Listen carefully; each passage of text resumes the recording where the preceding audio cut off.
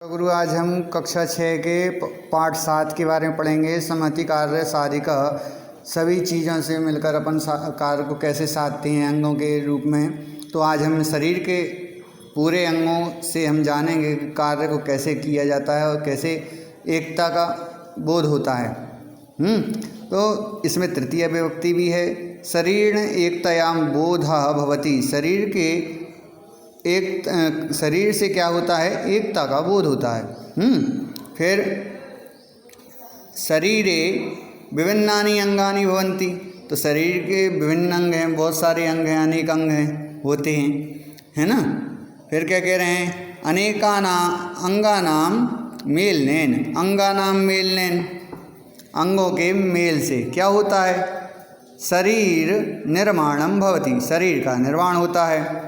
अंगों के मेल से शरीर का निर्माण होता है। अंगानाम सहयोगेन एव शरीरम सर्वाणि कार्याणि करोति। अंगों के सहयोग से ही क्या होता है? शरीर हमारा सभी कार्य को कर लेता है, करता है। यदि अंगों के सहयोग से अपन किसी सहयोग के बिना किसी कार्य को कर सकते हैं क्या? यदि कर सकते हैं तो आप मुझे बता देना। अंगों का सहयोग जरूर होगा, तभी हमारी वो कह रहे हैं ना, शरीर का एकता का वो होता है, प्रमाण करता है, बोध करवाता है। तो ये बहुत ही अच्छी बात है। वयम नेत्राभ्याम पश्यामा, दोनों नेत्रों से हम देखते हैं। कर्णाभ्याम शृणुमः, तो दोनों कानों से हम सुनते हैं। नासिका या जिघ्रामः, नासिका से हम सूंघते हैं। जिह्वयः स्वादयाम, जीभ से हम स्वाद लेते हैं। कि नाक से हम सूंघते हैं कि कहीं भोजन में कहीं बदबू आ रही है कि नहीं आ रही है, बासा तो नहीं हो गया। स्वाद लेके देखते हैं जीभ से कि खराब तो नहीं हो रहा, अच्छा तो है। इसी प्रकार शरीर के जितने भी अंग होते हैं उनसे, उनके शरीर के अंगों से ही हमें मालूम चलता है, बोध होता है कि हमारा शरीर के जो भी अंग हैं वे बहुत ही अच्छे हैं और हमारे हर कार्य में सहायक होते हैं। पादाभ्याम चलामः, अब हमें यदि कहीं जाना होता है तो उसके पहले ही हम सोचते हैं कि हाँ चलें, तो सोचना भी एक कार्य हुआ। फिर चलना, जब अपन चलेंगे तो पाँव के साथ साथ हाथ भी चलेंगे। तो पादाभ्याम चलामः, पाँव ही चलें, अकेले हाथ ना चलें तो ऐसा नहीं होता है। पाँव के साथ हाथ भी हिलने लगते हैं अपने आप, क्योंकि शरीर के जो अंग होते हैं वो एकता का बोध करवाते हैं। एकता का बोध मतलब साथ में रहने का, साथ में मिलकर कार्य करने का। हस्ताभ्याम कार्य हम कुर्मः, दोनों हाथों से कार्य होते हैं, है ना। अपन किसी भी कार्य को कर सकते हैं। दंतै अन्न चर्वणम कुर्मः, अगर थाली सामने रखी हुई होती है, हमारे पेट में भूख लगती है, भूख लगना भी एक कार्य हुआ पेट का, है। जब भूख लगी, थाली सामने आई, अपन ने हाथ कैसे चलाया? यदि अन्न अपना हाथ काम नहीं करेगा तो, हैं, शरीर से मिलकर काम कर रहा है ना, अंग है शरीर का हस्त। तो हस्त से जब अपन ने अन्न को ग्रहण किया तो मुख खुल जाता है पहले, फिर अन्न को अपन चबाते हैं दांतों से। तो दंत ही चर्वणम कुर्मः। मुखेन खादामः, तो मुख से अपन खाते हैं। पीवामः, पीते भी हैं। वदामः च, तो बोलते भी हैं। एवं अंगानाम सहयोगेन, अंगों के सहयोग से ही शरीरेण सर्वा क्रिया भवन्ति, शरीर की सारी क्रियाएं होती हैं और सहयोग करता है ना। शरीर के हर कार्य में वह क्या, अंगों का सहयोग होना जरूरी होता है। यदि अंग सहयोग नहीं करेंगे तो हमारा शरीर कोई काम का नहीं रहेगा। बिस्तर पर अपन लेटे रहेंगे, कोई काम ही नहीं कर रहा अंग, है ना। इसलिए वो बता रहे हैं कि अंगों के सहयोग से ही शरीर चलता है। अल्पानाम अपि वस्तूनाम सहयोगेन वयम दीर्घाणि कार्याणि कुर्मः। तो क्या कह रहे हैं? तो थोड़े से भी वस्तुओं के सहयोग से, थोड़ी सी भी वस्तुओं के सहयोग से हम बड़े बड़े कार्यों को कर लेते हैं और देर तक कर सकते हैं किसी भी कार्य को, है ना। तृणानाम मेलनम, कह रहे हैं तृणानाम मेलनम, मेलनेन रज्जु निर्माणं भवति। तो तृणानां मेलनेन रज्जु निर्माणं भवति। क्या कह रहे हैं, तिनकों के मेल से रस्सी का निर्माण होता है। अब रस्सी का निर्माण हुआ तो रस्सी क्या कर सकती है वो बताते हैं। रज्जु ना सैया निर्माणं भवति।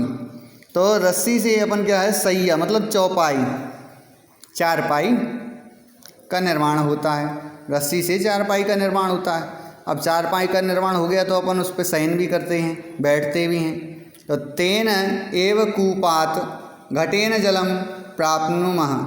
क्या कह रहे हैं कि उसके द्वारा रस्सी का निर्माण हो गया तो उसके द्वारा ही कुएं से, घड़े के द्वारा जल अपन ग्रहण कर सकते हैं, प्राप्त कर सकते हैं। प्राप्नुमः प्राप्त कर सकते हैं। रज्जुना बलशाली गजः अपि वध्यते। तो रज्जु की मदद से अपन बलशाली गज को भी बांध सकते हैं। पुष्प ही मालायाः निर्माणं भवति। पुष्प की माला, अपन सभी पुष्पों को एक माला, एक उसमें रज्जु का जो धागा होता है उसमें अपन पिरो सकते हैं सभी पुष्पों को, तो वो माला बन जाएगी, है ना। मालाभिश्च देवानां पूजनम वयम। तो माला से हम क्या कर सकते हैं, फूलों की जो माला अपन ने बनाई, मालाओं से क्या कर सकते हैं, तो देवताओं की पूजा करते हैं।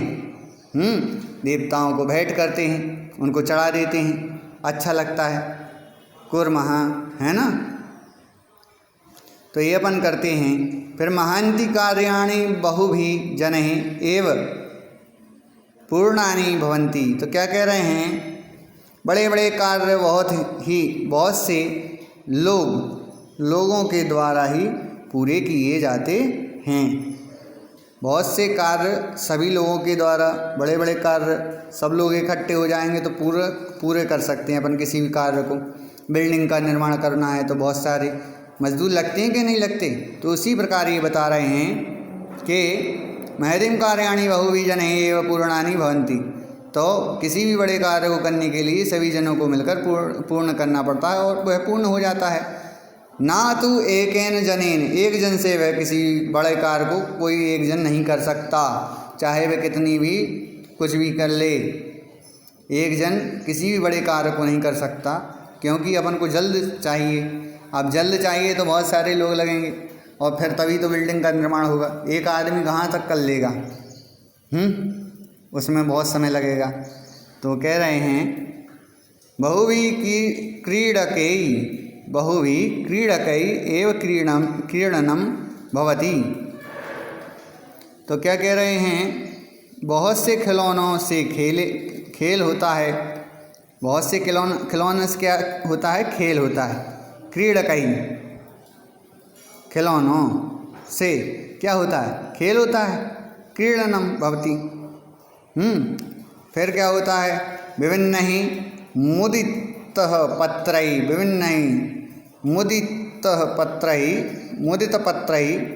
पुस्तक निर्माणं भवति। पुस्तक निर्माणं भवति। तो क्या कह रहे हैं कि लिखे हुए विभिन्न पृष्ठों से युक्त पुस्तक का निर्माण होता है। पृष्ठों से युक्त पुस्तक का निर्माण होता है। अब यदि पुस्तक का निर्माण नहीं हो तो एक पेज से काम चल जाएगा, नहीं चलेगा। तो बहुत सारे पेज मिलकर एक पुस्तक बनती है, बहुत सारे पेज मिलकर एक कॉपी बनती है। एक पेज ही रहेगा। परंतु पर्णैः, तो क्या कह रहे हैं, पर्णैः पुष्पैः फलैः शाखाभिः च वृक्षः शोभते। तो क्या कह रहे हैं, उसी प्रकार पर्णैः पत्तों से, पुष्पों से, फूलों से क्या होता है, शाखाओं से क्या होता है, वृक्ष शोभित होता है। वृक्ष जो होता है पेड़, वह बहुत सुंदर लगता है। कैसे लगता है, तो फूल से, पुष्प से, पत्तों से, शाखाओं से। अकेले पेड़ खड़ा हो जाए और कुछ ना हो तो कैसा लगेगा, जैसे उस पेड़ में दीमक लग गई हो, सब कुछ खा लिया हो, है ना। इसलिए कह रहे हैं तंतु भी वस्त्र निर्माणम भवति। तो जो छोटे छोटे धागे होते हैं, धागों से वस्त्र का निर्माण होता है।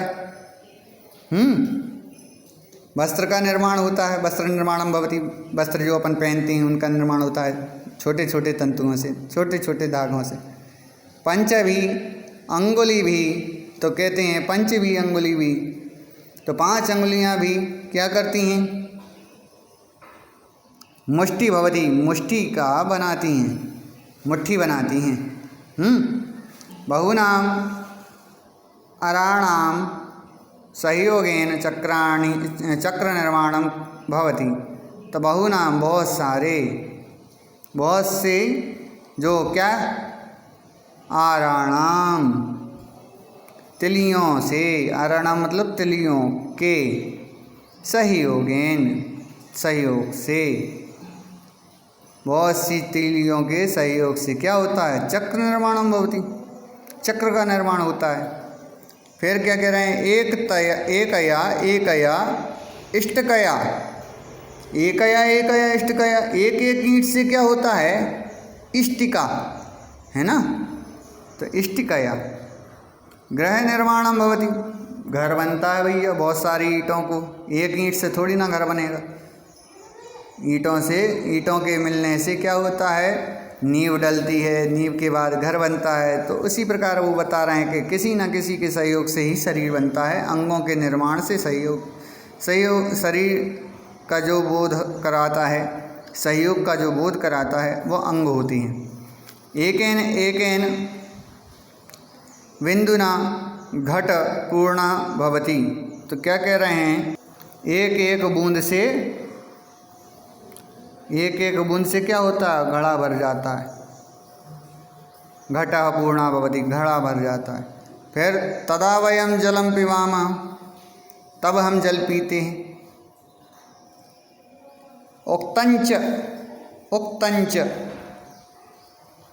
जल बिंदु निपातेन क्रमशः पूर्यते घटा। तो कह रहे हैं कभी भी कहा भी गया है, उक्तंच मतलब कहा भी गया है, क्या कहा गया है? कि जल बिंदु निपातेन क्रमशः पूर्यते घटा, क्रमशः जल के बिंदुओं के गिरने से, बार बार जल की बूंदें गिरती हैं तो घड़ा भर जाता है। अतः सहति एव कार्य साधिका भवति। तो इसलिए कहते हैं कि एकता ही कार्य को सिद्ध कराने वाली होती है। एकता से ही हमारे कार्य सिद्ध होते हैं। अनेकतायाम एकता अस्माकं भारतदेशस्य, अनेकतायाम एकता अस्माकं भारतदेशस्य गौरवसूत्रम अपि अस्ति, गौरवसूत्रम अपि अस्ति उक्तम। क्या कह रहे हैं? अनेकता में एकता हमारे भारत देश का गौरव सूत्र, गौरव का सूत्र मतलब धागा भी है। हमारे गौरव का सूत्र मतलब धागा भी है, गौरव का धागा भी है ना? तो एकता से ही हमारा पूरा भारत देश बना हुआ है। नहीं तो अलग अलग राज्य हैं, अलग अलग हो जाएं, नहीं होंगे ना। तो अलग अलग राज्य मिलकर ही भारत देश का निर्माण हुआ है। और इससे हमारे गौरव, जो हमारी प्रगति है, उसमें भी बाधक नहीं बनता कोई, है ना? सभी लोग मिलकर काम करते हैं। अल्पानामपि वस्तूनां सहति कार्यसाधिका गुणत्वमापन्नैर्वध्यन्ते। तो क्या कह रहे हैं?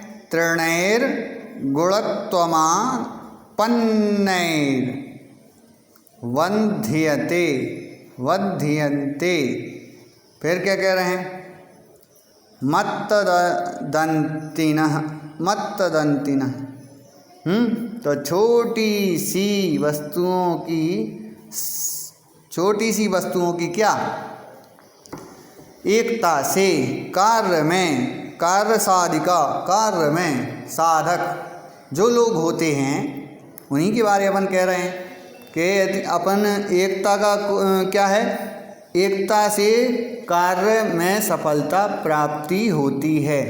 जैसे वो कह रहे हैं कि तृणों के धागों के मेल से, छोटे छोटे धागों के मेल से क्या होती है? रस्सी बन जाती है, रस्सी बना लेते हैं। और उस रस्सी से अपन किसी भी मत्तदंतिनः, है ना।